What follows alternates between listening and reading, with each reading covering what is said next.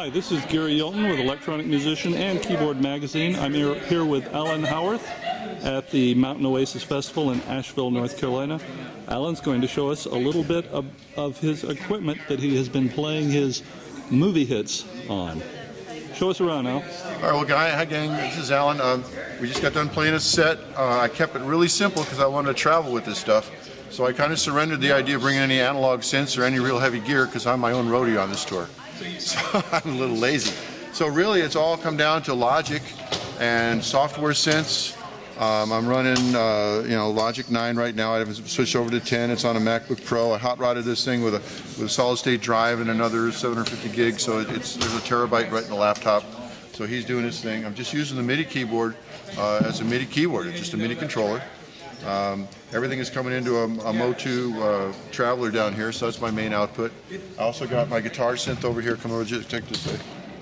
So I came in. It's a couple numbers I want to play guitar on, so I've got my Roland Fender Strat up to a GR33 down here, and I got another little Digi Effects stuff. So this is my little guitar synth rig for right now.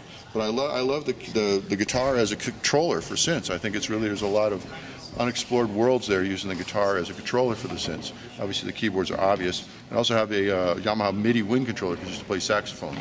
So the idea is it's the same sounds I used to live with in the old days, but they're all now in software synths that for the purposes of what we're doing now are just fine. And your software instruments are entirely in Logic? Yeah.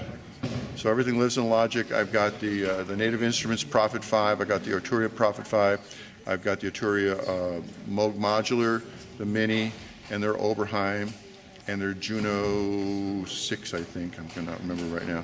So all that's there. Plus, I've got my, my regular synth samples that came with.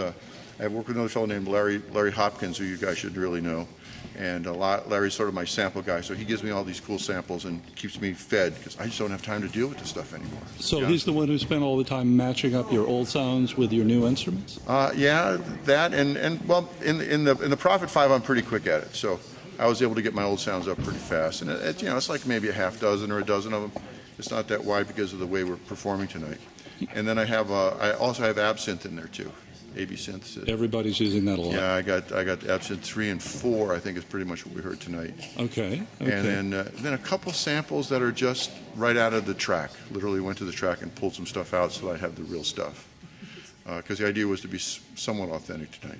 Well, I hope a lot of people get a chance to hear this performance because I think you scared a lot of people in the audience tonight with some of your it's appropriate. It's Halloween. It's time to do this stuff. Exactly. Well, we appreciate your time. All right. Thank you, Alan. You bet.